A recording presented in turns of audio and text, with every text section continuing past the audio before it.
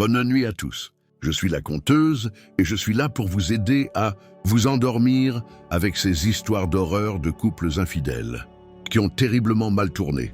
Alors avant de commencer, abonnez-vous à la chaîne et aimez la vidéo. J'aimerais savoir d'où vous venez et à quelle heure vous regardez cette vidéo.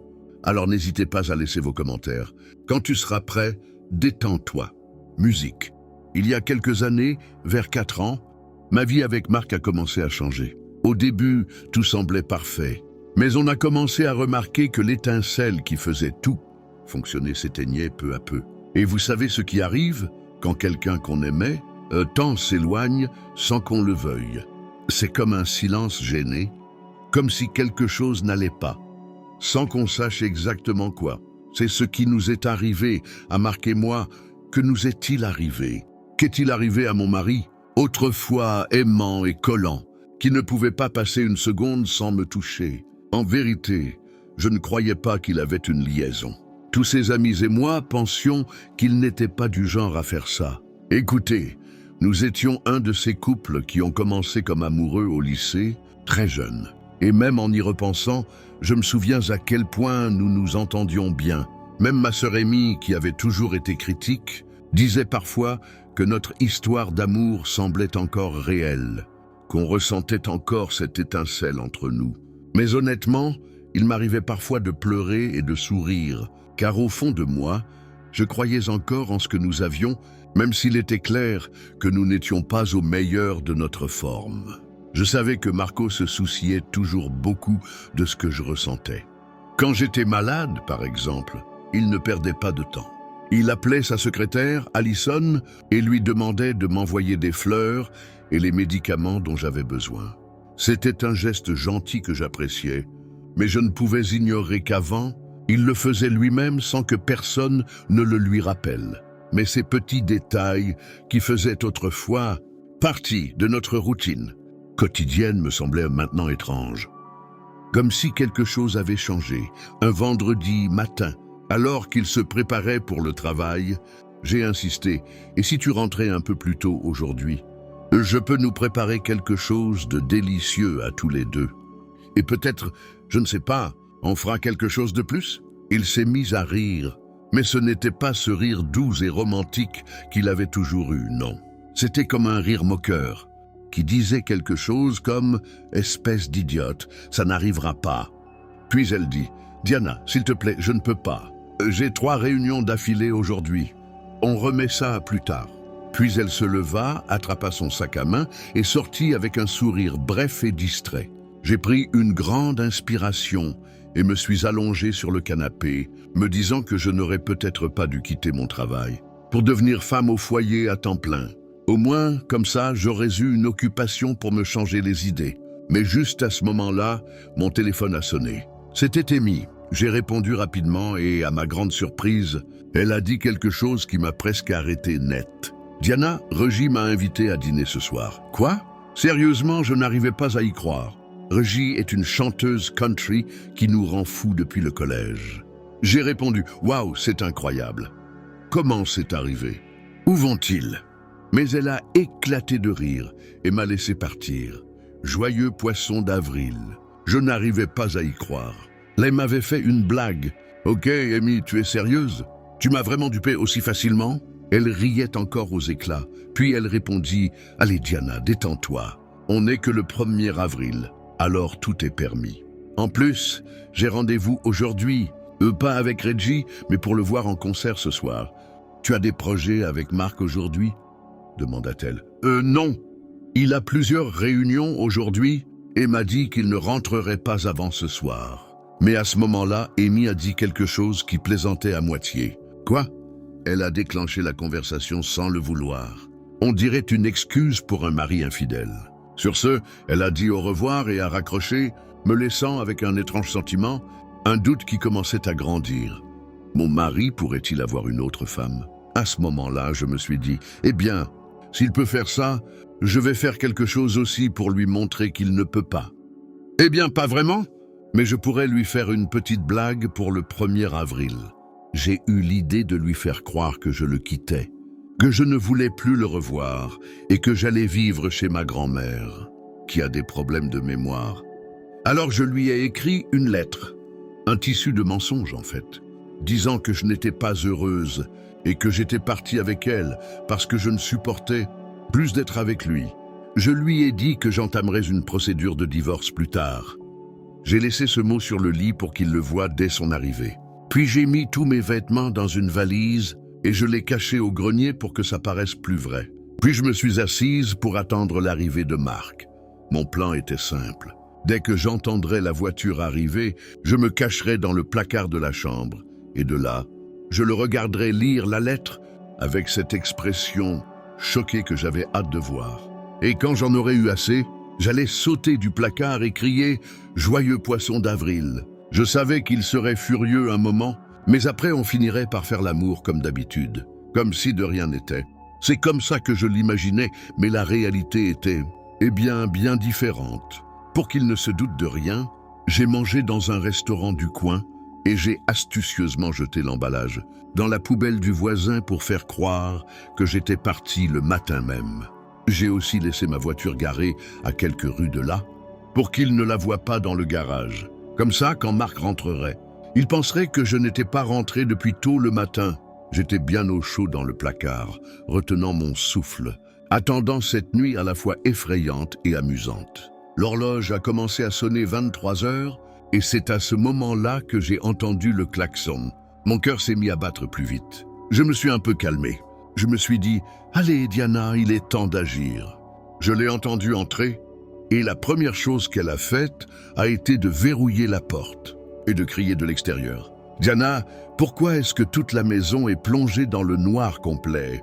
J'ai essayé de ne pas rire, même si intérieurement j'avais envie d'exploser. Marc est entré dans notre chambre et s'est mis à me chercher. « Diana, où es-tu » Son regard parcourut la pièce et je retins mon souffle, espérant qu'il n'allait pas fouiller le placard.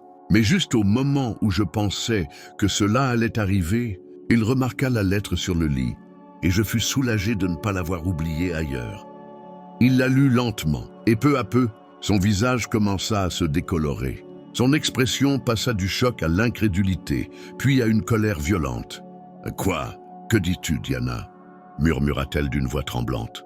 « Je suis désolé, Marc. » Je répondis silencieusement depuis ma cachette, me couvrant la bouche des mains pour ne pas rire. « Mais voilà ce qui arrive quand une femme comme moi se sent oubliée, » lut-elle doucement. Je n'ai pas pu m'empêcher de sourire légèrement en entendant cette phrase. À ce moment-là, il s'est redressé dans son lit, visiblement inquiet. Mais je commençais à le trouver plutôt mignon, même si, à vrai dire, quelque part, j'étais encore furieuse. Quelques minutes ont passé, et juste au moment où j'allais sortir et lui faire une surprise, j'ai entendu quelqu'un appeler au téléphone. « Bonjour ma chérie, je suis rentré. Mais qu'en penses-tu » Diana est partie. Elle m'a quitté, chérie, a-t-elle dit, et je suis resté de marbre. Qui mon mari appellerait-il chérie, sinon moi?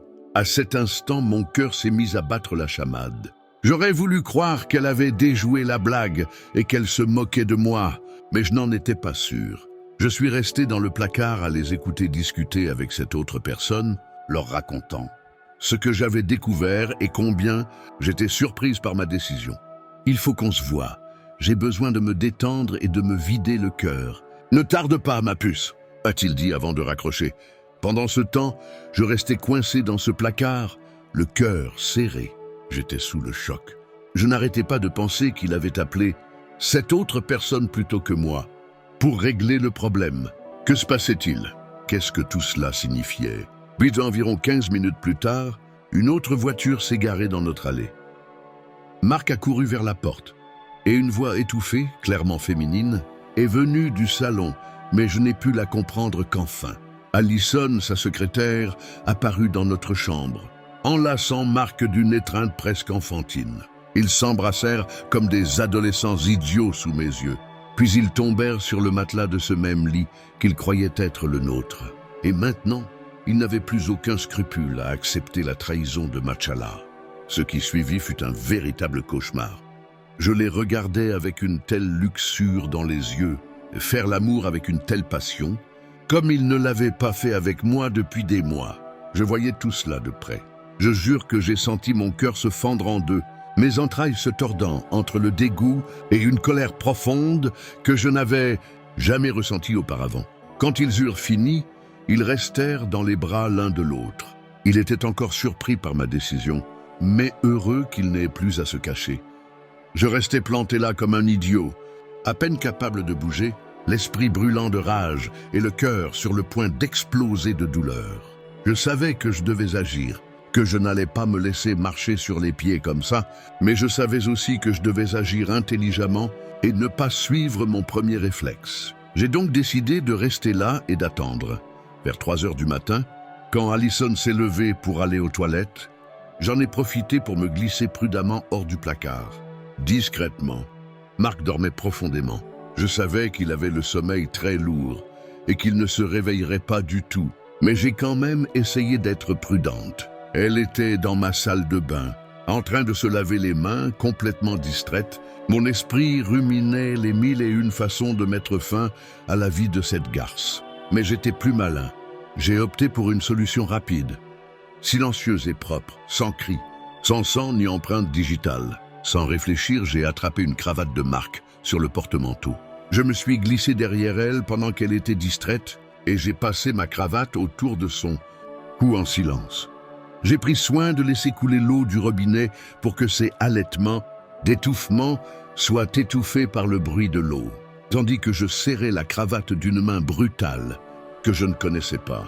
J'ai passé un bon moment ainsi, savourant chaque seconde, mi-furieux, mi-soulagé. Cette sorcière se moquait de moi depuis Dieu sait combien de temps. Je lui avais parlé plus tôt ce matin-là de rendez-vous médicaux. Et elle était toujours aussi aimante et gentille. La méchanceté humaine est sans limite. C'est sûr, finalement j'ai laissé son corps inerte dans la baignoire et, sans un bruit, je me suis glissé par la porte de derrière. J'ai rejoint ma voiture et je suis allé chez ma grand-mère. Elle est atteinte de démence. Alors, ce serait facile de faire de moi la victime idéale et de justifier ma disparition. Sans compter la lettre comme alibi et le fait que Marc ne m'ait jamais vu. Mais je n'arrête pas d'y penser. Comment réagirait-il si j'entrais dans la salle de bain et que je la trouvais morte? J'aurais aimé être là pour lui crier dessus par derrière. Joyeux poisson d'avril. C'est la vraie raison pour laquelle j'ai adoré le poisson d'avril. La montée d'adrénaline, le frisson de piéger les gens et de réussir la farce parfaite. Je vis toujours dans la maison de ma grand-mère. Elle est décédée récemment et me l'a léguée. Marc a été accusé du meurtre d'Allison par son mari et tout le met en cause. Il attend toujours son procès. Mais je suis presque sûr que l'issue sera mauvaise pour lui. La trahison a un prix élevé, les amis. Alors mon conseil, si vous n'aimez plus votre partenaire, laissez-la partir. Ne la trompez pas avec quelqu'un d'autre, car on ne sait jamais comment un cœur brisé pourrait réagir. Apprenez de Marc. C'était une de ces nuits où l'on se sent heureux, vous savez. Je suis rentré avec un bouquet de fleurs et un gâteau que j'avais acheté pour fêter. Mes 12 ans de mariage avec ma femme, plus 3 autres. Bien sûr, la vérité, c'est qu'être avec quelqu'un qui vous a accompagné dans vos moments les plus difficiles, vos défaites comme vos victoires, n'a pas de prix. Cela vous fait tout apprécier encore plus. J'ai ouvert la porte et, comme prévu, je sentais déjà le délicieux parfum des travers de porc façon Memphis que nous aimons tant. Cette viande juteuse, ce parfum enivrant, flottait de la cuisine jusqu'à l'entrée de la maison.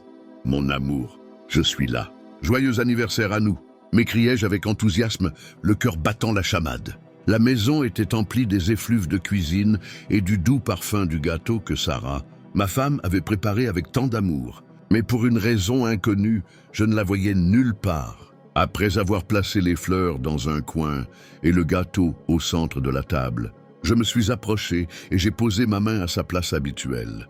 L'idée de la voir dans la cuisine, en train de préparer quelque chose pour moi, me fit sourire, en pensant à son dévouement constant. « Viens, ma chérie, je vais t'aider à décorer le dessert. Crois-moi, je peux le faire. » ai-je dit en plaisantant un peu. Je savais qu'elle était probablement aux toilettes, en train de se maquiller ou de chercher un cadeau spécial. Ça me faisait du bien, cette étincelle de savoir qu'elle préparait quelque chose de bien. Elle mettait toujours plus d'efforts dans les occasions spéciales et j'adorais ça. « Tu es magnifique », et encore plus aujourd'hui. J'ai tellement hâte que la fête commence, me suis-je dit en souriant. Presque 20 minutes s'étaient écoulées. La table était déjà dressée, tout était à sa place, mais elle n'était toujours pas apparue. J'ai enlevé mon tablier, un peu impatient, et j'ai décidé d'aller la trouver.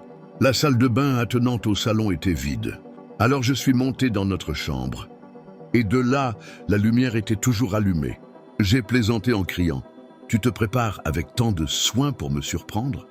N'est-ce pas ?» Mais elle n'a pas répondu. Je me suis approché de la porte de la chambre, pensant qu'elle était peut-être là, en train de se préparer ou d'attendre pour me surprendre. Mais la surprise que j'ai trouvée n'était pas du tout celle à laquelle je m'attendais. La scène dont j'ai été témoin m'a glacé le sang et brisé le cœur. Sarah était allongée dans le lit avec un autre homme. Ils étaient tous les deux torse nus et semblaient profondément endormis. Du moins, c'est ce qu'ils semblaient à première vue. Rien de tout cela n'avait de sens dans ma tête. Qu'est-ce que c'est ? Que se passe-t-il ici ? Ai-je murmuré. Peur, incrédulité, douleur. J'ai senti tous les muscles de mon corps se figer à cet instant. Mon visage est devenu pâle et mes mains tremblaient, si fort que je sentais mes ongles s'enfoncer dans ma peau. La raison et le mécanisme rationnel de mon esprit étaient complètement brouillés. Et dans cet état de choc, je ne pouvais que rester là, à regarder la scène comme dans un cauchemar. Le poids de la trahison m'écrasait. La déception et la douleur me submergeaient, mais pour une raison inconnue, je ne pouvais pas réagir. Je restais planté là, immobile, avec ce profond vide. Après quelques longues minutes à ne pas savoir quoi faire, je me suis simplement retourné et me suis éloigné de la porte, comme en transe, pour rejoindre ma voiture. J'ai roulé comme un fou jusqu'à un hôtel voisin, essayant de ne pas laisser paraître que j'étais détruit intérieurement. En entrant dans la chambre, je me suis effondré sur le lit, abattu et le cœur brisé. Je ne pouvais m'empêcher de pleurer. Tous ces souvenirs heureux et ces beaux moments s'étaient envolés en un instant, comme s'ils n'avaient jamais existé. Cette nuit-là, je suis resté seul dans l'obscurité, l'amère douleur de la trahison pesant sur mon âme. Le lendemain, même si je n'avais pas dormi du tout, je savais qu'il fallait que je reprenne le dessus et que je regarde la réalité en face. Prenant une grande inspiration, je suis sorti de la voiture et suis entré dans la maison. Mais j'ai découvert quelque chose que je n'avais jamais imaginé de ma vie. La maison était plongée dans un chaos total, comme si une tempête avait balayé la pièce. La cuisine, autrefois notre havre de paix, ressemblait maintenant à un décor de film d'horreur. Des taches de sang s'étendaient du comptoir jusqu'au sol. Sur les murs, sur les appareils électroménagers, tout était recouvert de cette horrible couleur. Mais ce n'était pas le plus effrayant. J'ai eu un hoquet d'horreur en voyant qu'à plusieurs endroits, des morceaux de corps, oreilles, mains, jambes, jonchaient les assiettes de la veille, comme si tout cela avait été une sorte de festin cannibale. J'ai reculé de quelques pas, sentant ma tête exploser. Et mon cœur s'est arrêté en reconnaissant des tatouages sur un avant-bras et l'alliance encore au doigt. À cet instant, j'ai crié désespérément son nom, Alexa, mais c'était trop tard. Je ne sentais plus le sol sous mes pieds. La gravité m'a fait tomber à genoux et je n'en croyais pas mes yeux. Je me suis relevé, m'agrippant à tout, ce qui se trouvait à proximité pour ne pas m'effondrer complètement. Je suis remonté dans notre chambre, tremblant à chaque pas, me traînant presque dans les escaliers. « Alex, réponds-moi !» ai-je crié de toutes mes forces, criant de peur et de regret. La pièce ne semblait pas extraordinaire. Malgré le désordre qui régnait, rien ne semblait normal ici. La maison me semblait maintenant immense et sinistre, et je traversais les couloirs en l'appelant désespérément. J'atteignis enfin le sous-sol. Cet endroit avait toujours été froid, mais maintenant, il semblait encore plus froid que jamais. Le cœur serré, j'entrais et là, elle était là, ou plutôt ce qu'il en restait. Je l'ai vue étendue sur le sol, la peau déchirée et ensanglantée. Je suis tombé à genoux sous le choc et avant même de comprendre ce qui se passait, un rire moqueur a résonné à mes oreilles, accompagné d'une voix grave qui semblait se délecter de mon désespoir. « Tu aurais dû lui faire confiance et ne pas partir. » À cet instant, j'ai compris mon erreur. J'ai tourné la tête dans la direction de la voix, mais il n'y avait personne. J'ai couru dehors et fouillé toute la maison, mais rien. Je pensais que c'était la voix du monstre qui avait fait tout ça. Mais j'ai ensuite réalisé que le vrai monstre était en moi. C'était la voix de ma conscience, me reprochant de ne pas lui avoir fait confiance, d'avoir laissé la jalousie et l'ego prendre le dessus et de l'avoir abandonnée. Elle était partie pour toujours, et je porterai cette douleur et cette culpabilité en moi jusqu'à la fin de mes jours. Musique. C'était une de ces expériences qui vous marquent à jamais.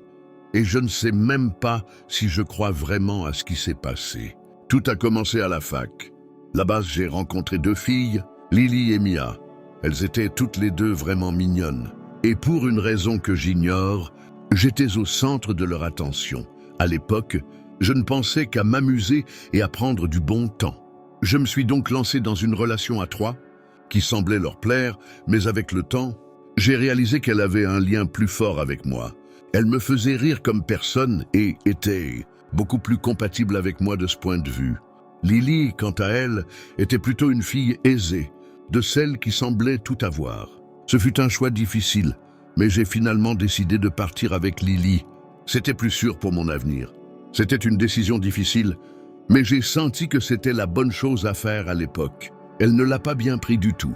Elle était dévastée quand nous lui avons annoncé que nous voulions être seuls, ensemble pour l'instant. Au début, elle pleurait beaucoup et nous reprochait de l'avoir repoussée. Il m'a critiqué encore plus, me traitant de lâche et d'idiote et me disant que j'avais pris la pire décision de ma vie. Puis il a complètement coupé les ponts avec moi, a commencé à prendre ses distances et a juré que je le regretterais plus tard. Honnêtement, je n'y ai pas prêté beaucoup d'attention sur le moment.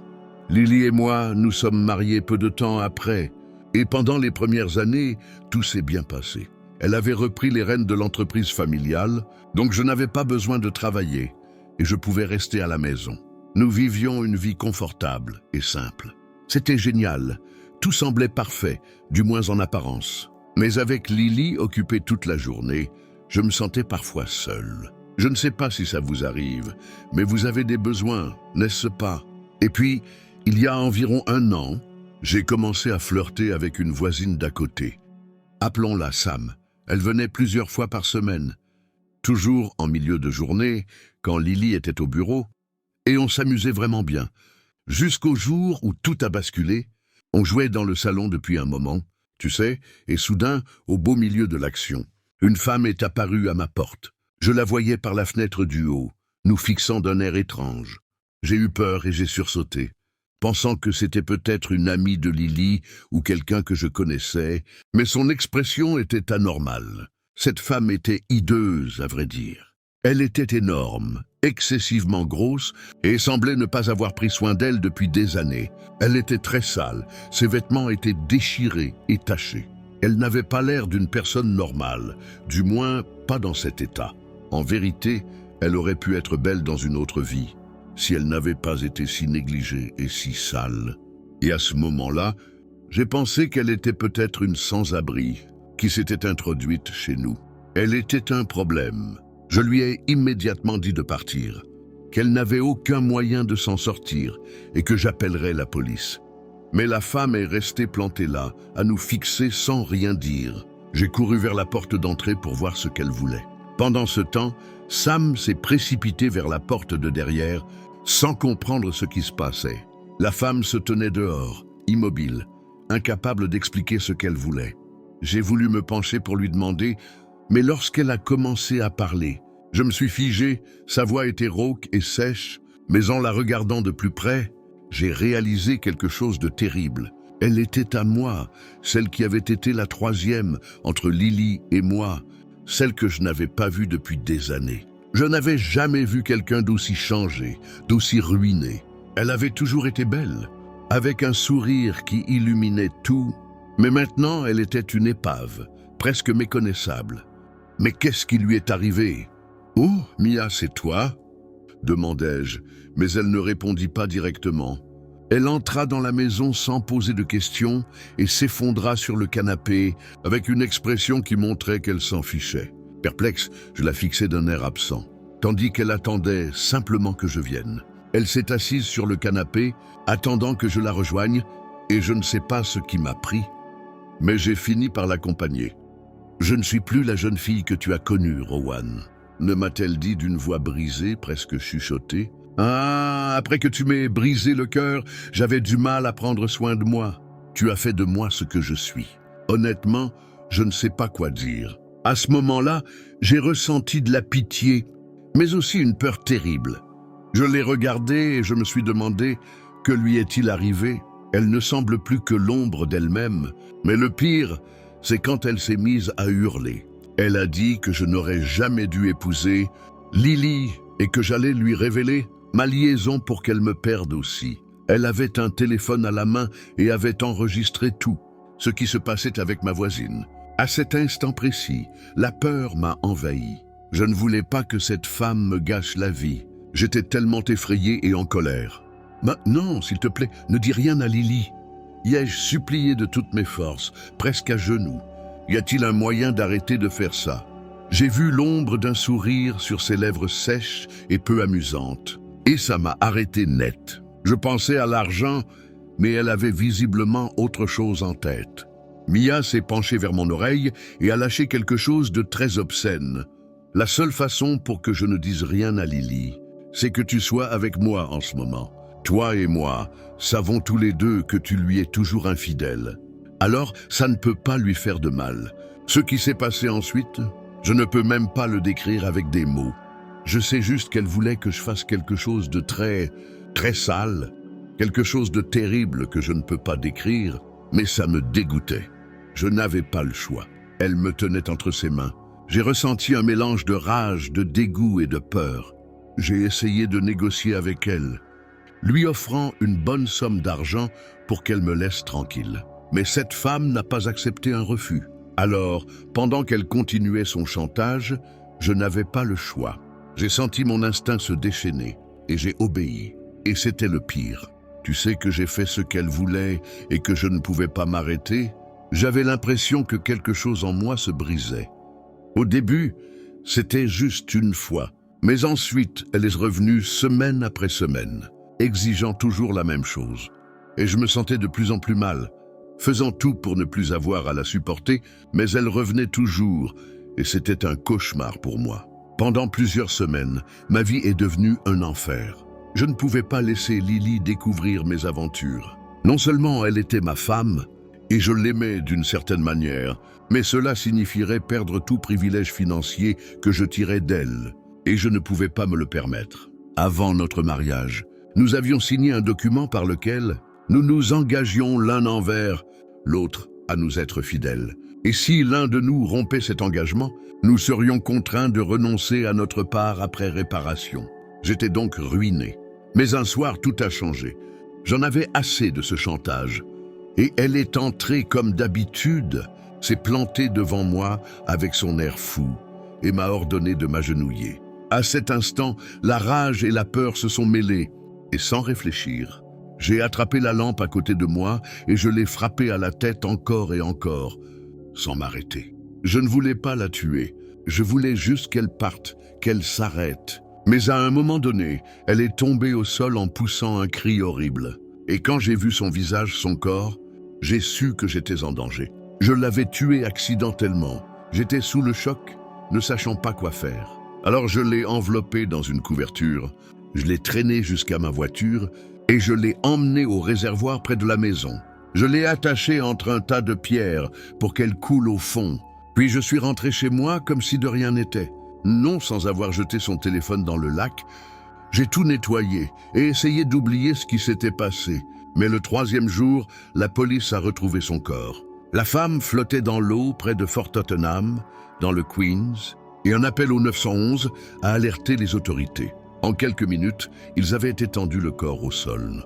Évidemment, Lily l'avait appris aux informations. Elle est arrivée à la maison en pleurs, bouleversée, et m'a raconté tout ce qui s'était passé.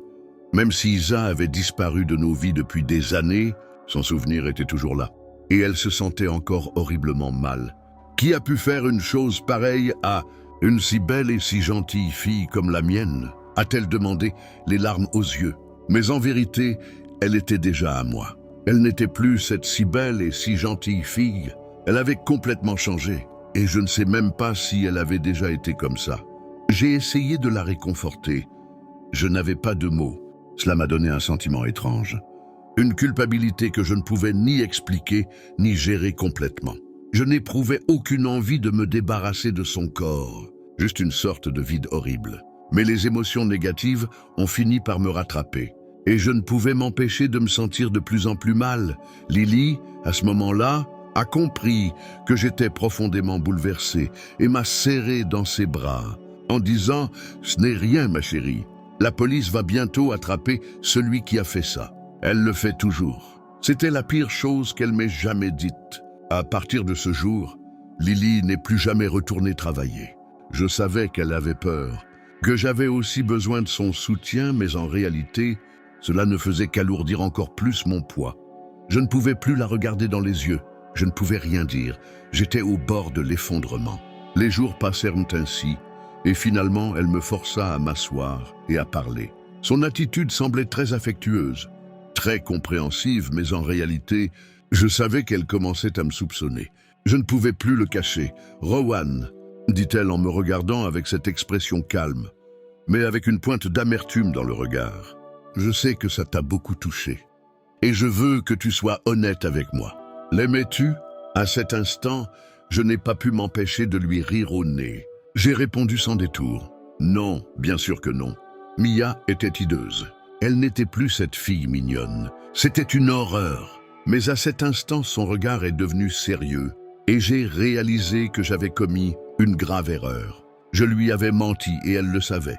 Je lui avais déjà dit que je ne l'avais pas vue depuis la fac. Maintenant, elle savait que c'était faux. Nerveux, j'ai continué à bafouiller, la faisant paraître encore plus coupable, jusqu'à ce que je finisse par dire la vérité. Je l'ai tué et je l'ai jeté dans le lac. Son visage est devenu complètement vide et pendant un instant, j'ai cru qu'elle allait se mettre en colère, mais au lieu de ça, elle m'a adressé un sourire triste et faible et m'a serré dans ses bras. « Ne t'inquiète pas, mon amour. Personne d'autre n'a besoin de le savoir. » Elle me chuchota et quitta la maison sans ajouter un mot. Je restais là, silencieux, pendant des heures, ressassant cette conversation dans ma tête encore et encore, jusqu'à ce qu'elle rentre, le sourire aux lèvres, et m'embrasse sur le front. « Tout ira bien, Rose », m'a-t-il dit de cette voix qui semblait mensongère, mais qui, sur le moment, m'a fait me sentir encore plus mal. Je me suis donc retrouvée prisonnière de cette histoire, avec un poids sur le cœur qui ne voulait pas partir. Je ne sais pas si c'était de la culpabilité, de la peur ou autre chose, mais je sais depuis que l'amour peut être plus sombre et profond qu'on ne le pense. À ce jour, l'affaire reste non résolue et heureusement, rien ne m'y lie. Musique. Avez-vous déjà eu le sentiment que quelque chose clochait, sans vraiment savoir pourquoi? Parce que ça m'est arrivé plusieurs fois. On nous trouvait bizarres, mais en réalité, personne ne s'en souciait assez pour poser des questions.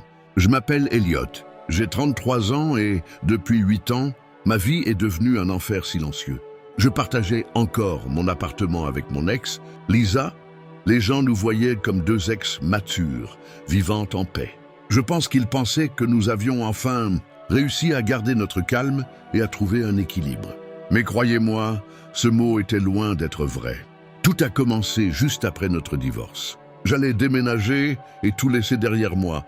Mais cette nuit-là, Lisa m'a murmuré de sa voix la plus froide, « Si tu pars, je la tue », a-t-elle dit en parlant de sa mère. La mère de Lisa était plus une mère pour moi que pour elle. Elle était handicapée et actuellement alitée. Lisa ne s'est jamais occupée d'elle.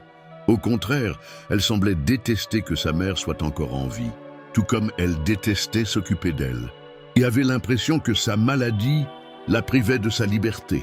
Moi, en revanche, j'avais une immense affection pour elle, et lorsque j'ai divorcé de Lisa, la quitter était ma plus grande inquiétude.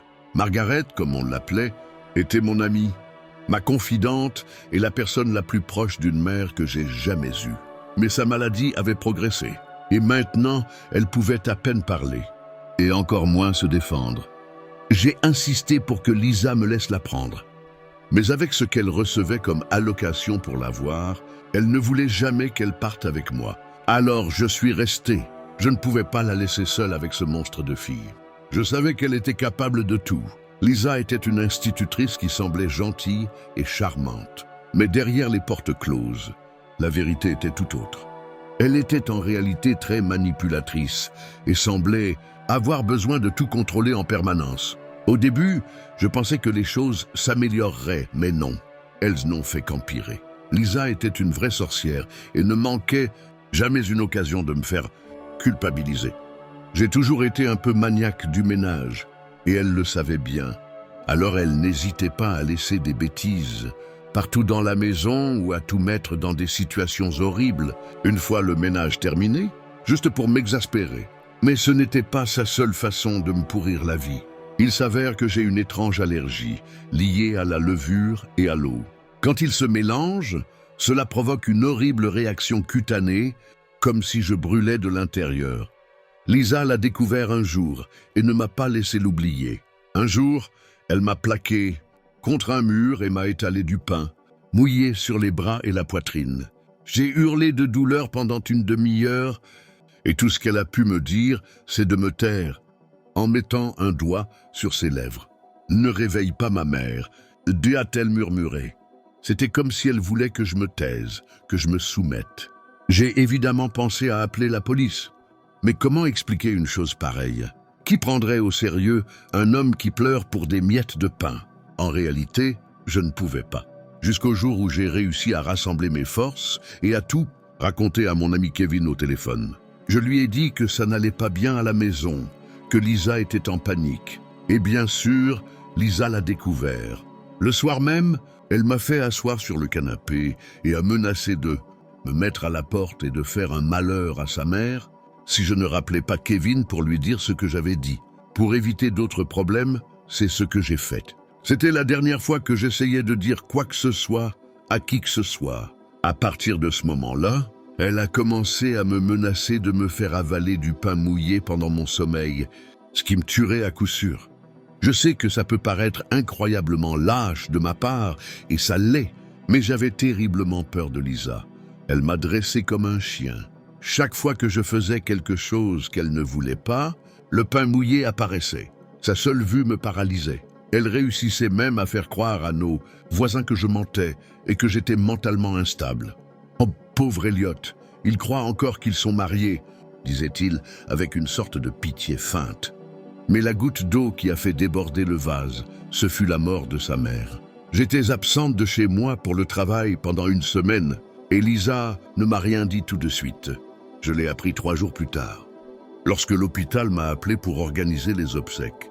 Là, allongé par terre, téléphone à la main, les larmes aux yeux, je l'ai suppliée.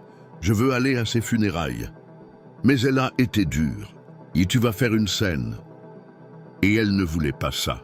J'ai pleuré et supplié jusqu'à ce que, désespéré, je lui dise que j'étais même prêt à me mettre des chaînes, juste pour être avec elle une dernière fois. Et Lisa a ri. Le soir même de l'enterrement, j'ai pensé à m'enfuir. J'ai attendu qu'elle s'endorme et, très prudemment, je suis monté à l'étage et j'ai ouvert lentement la porte.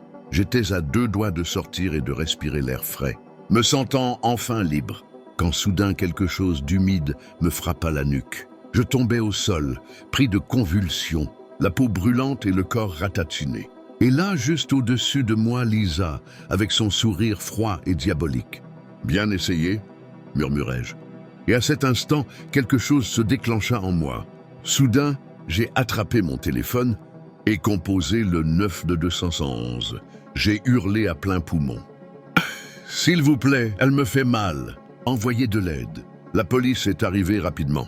Mais Lisa est sortie de la maison avec son calme habituel et a remis de faux papiers, contenant de faux rapports médicaux, affirmant qu'il était schizophrène. Les policiers nous ont regardés, en sueur, débraillés, le corps couvert d'éruptions cutanées et de blessures, et ont finalement hoché la tête. « Monsieur, calmez-vous », m'ont-ils dit. Mais j'ai hurlé qu'elle mentait, que je n'étais pas fou, que tout cela était son invention et qu'elle me tuait avec du pain mouillé. Mais bien sûr, personne ne m'a cru. Près de 3 mois plus tard, Lisa a amené un autre garçon, un prénommé Ella, à notre appartement. Il avait la trentaine, des bras musclés grâce à la salle de sport et une confiance en soi qui semblait plus artificielle qu'autre chose. Au début, j'ai cru que c'était juste un ami, mais je les ai vus s'embrasser dans la cuisine. C'est là que j'ai compris qu'il y avait plus que ça. Je me suis figé. Je pensais que ça ne m'intéresserait pas, mais en réalité, je ne ressentais que la peur et la colère qui grandissaient en moi. Chaque jour, elle devenait plus effrontée. Lisa riait encore plus fort, le touchant parfois, sachant que je pouvais tout voir et tout entendre. Et un de ces soirs-là, ils étaient tous dans le salon. J'étais allongé par terre, à peine capable de bouger, en train de ranger des livres. Soudain, Lisa s'est mise à déboutonner son pantalon sans vergogne devant moi. Elle rit nerveusement, tourna la tête et me regarda avec ses yeux vides. Puis elle murmura « T'inquiète, il s'en fiche, hein ?» Elle tomba à genoux et se mit à faire ce que vous pouvez imaginer sous mes yeux. C'était le point de rupture. Quelque chose en moi explosa. Je me relevai lentement, calmement, et juste au moment où la nounou était désemparée, je lui donnai un coup de pied dans l'aine de toutes mes forces, fermant la bouche de Lisa sous l'impact. Le craquement que j'entendis fut presque une douce musique à mes oreilles, et il tomba en hurlant. Je suis tombé au sol, l'air peiné, comme dans un film. Le rire de Lisa s'est interrompu et elle s'est mise à cracher du sang. Sans plus réfléchir, je me suis relevé et je suis sorti en courant, pieds nus, laissant tout cet enfer derrière moi et sentant ma dignité me revenir. J'ai couru dans la rue, sans destination. C'était il y a 3 mois.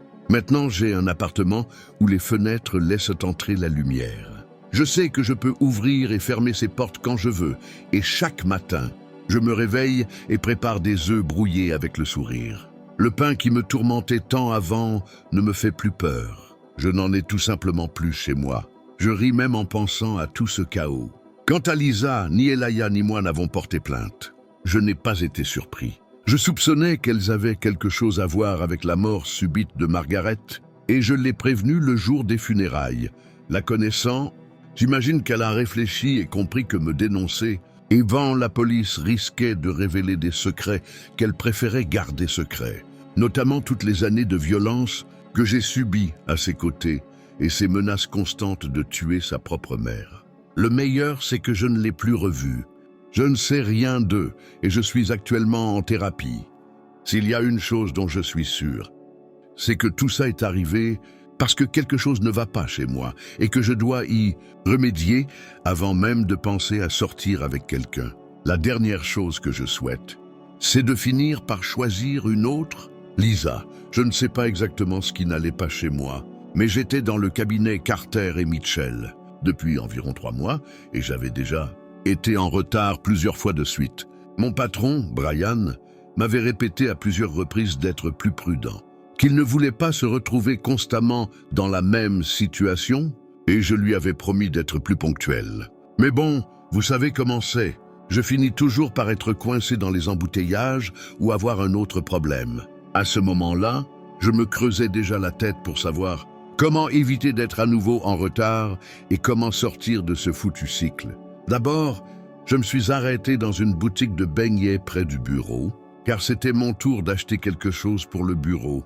Mais dès que je suis entré, la file d'attente a semblé ralentir, comme si le temps s'était arrêté. Le problème, c'était en fait un de ces types qui semblent être dans un autre monde, qui veulent regarder chaque beignet, chaque céréale dans la vitrine comme si leur vie en dépendait, prenant leur temps comme s'il n'y avait pas de lendemain.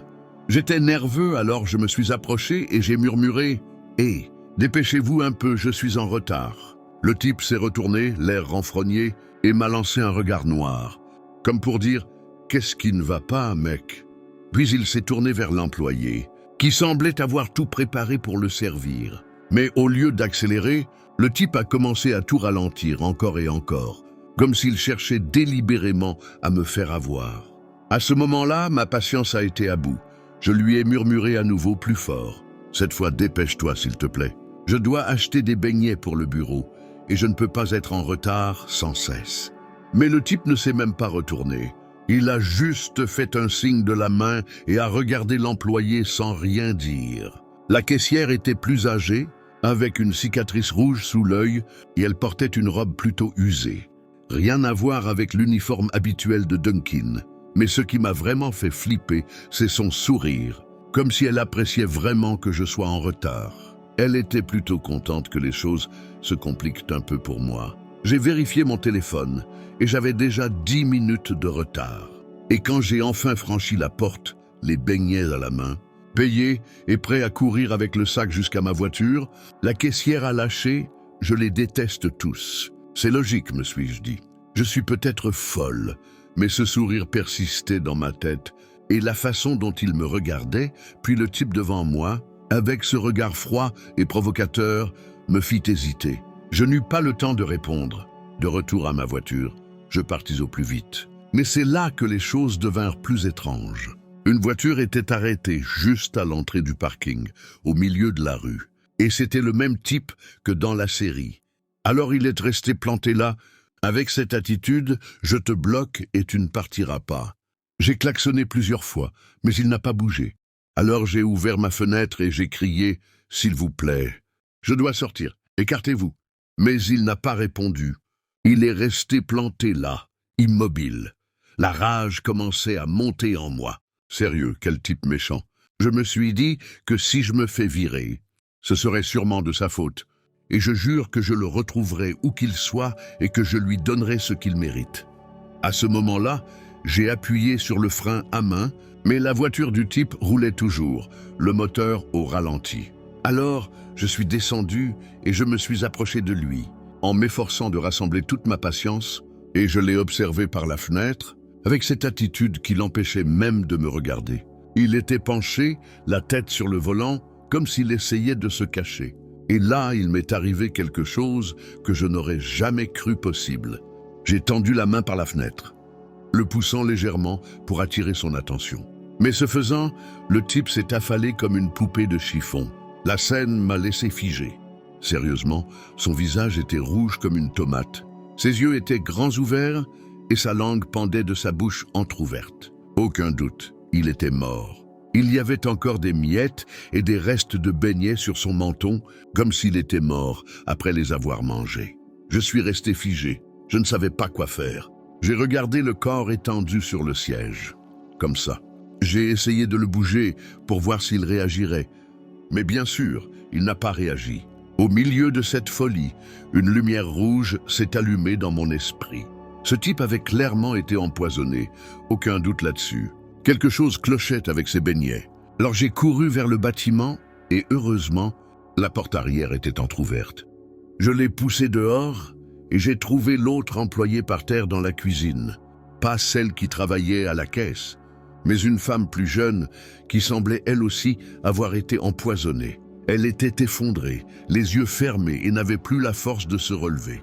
À cet instant, j'ai commencé à soupçonner que la vieille, femme à la cicatrice rouge, avait fait quelque chose au beignet. Sans réfléchir à deux fois, j'ai traversé la cuisine en courant jusqu'au hall principal et tout était vide. La femme était déjà partie. Elle est partie en une seconde. Tout s'est passé si vite à partir de ce moment-là. J'ai juste appelé la police, puis mon patron, pour lui dire que je ne reviendrai pas avant un moment. Je pensais qu'il comprendrait, bien sûr, mais il n'a pas compris. Quand je lui ai raconté ce qui s'était passé, sa réaction a été pire. Il a dit qu'il s'en fichait et m'a viré sur le champ. Mais sur le moment, je m'en fichais. Ce qui m'a le plus soulagé, c'est que je n'avais pas accidentellement empoisonné tout le bureau. Et encore moins mes collègues. Ça aurait été un désastre total si ce type n'avait pas mangé son donut avant. Nous aurions sûrement tous été empoisonnés. Mais le plus fou, c'est ce que l'enquête a révélé. La femme avec la boîte a été retrouvée quelques heures plus tard et arrêtée. Une fois au commissariat, elle a raconté l'histoire. Il s'est avéré que la femme souffrait d'une terrible dépression. Elle était propriétaire de la boutique avec son mari, mais celui-ci la trompait depuis des mois avec l'une des employées. Ce matin-là, elle avait demandé le divorce. Apparemment, dans un accès de rage, la femme avait mis du cyanure dans ses beignets, avec l'intention non seulement de déverser sa colère sur des innocents, mais aussi de partir vivre dans son Danemark natal et de laisser à son mari toute la responsabilité de ses beignets. Et il était complètement bouche bée. Je n'aurais jamais cru que cette femme puisse faire quelque chose d'aussi macabre et tordu. Heureusement, bien qu'une douzaine de personnes aient été empoisonnées, seul le malheureux et odieux homme de ce matin-là est mort. Il est possible qu'il ait mangé plus de beignets que les autres, Et c'est pourquoi la dose lui a été fatale, et pas aux autres. Mais le fait est qu'il ne faut jamais sous-estimer la colère d'une femme trahie. C'est une chose dont je me souviens encore très bien aujourd'hui. Messieurs, si vous êtes infidèles, sachez que vous jouez avec le feu. Une femme blessée est capable de tout. Avez-vous déjà ressenti cette peur intense lorsque vous réalisez soudain que quelque chose ne va vraiment pas? Eh bien, laissez-moi vous raconter une de ces expériences qui me hante encore la nuit. Je m'appelle Jason, j'ai 32 ans et pendant longtemps, j'ai été très fier d'avoir cette vie parfaite. Une femme formidable, un fils de 5 ans et un travail qui, malgré de nombreux déplacements, m'apportait tout ce que je désirais. Mais en réalité, même si j'appréciais ma famille, je passais rarement autant de temps avec elle que je l'aurais souhaité. Mon travail m'oblige à voyager dans différentes villes, parfois proches, et j'essaie de rentrer le jour même. Mais si la distance était plus longue, je l'acceptais simplement. Car je savais que ma femme et mon fils étaient au centre de mon univers. Et elle ne s'en plaignait jamais. Elle m'envoyait toujours des messages et des vidéos de ce qui se passait à la maison pendant mon absence. La dernière fois que je suis parti, c'était presque 3 mois, et comme toujours, elle me montrait les vidéos le soir, alors qu'il dormait déjà, pour que je me sente encore présent. Mon fils, qui n'a que 5 ans, avait appris à écrire, et dans un de ses mots, il avait écrit « Papa, reviens vite me chercher une voiture télécommandée. » Ce sont des choses simples, mais qui te font sourire, tu sais.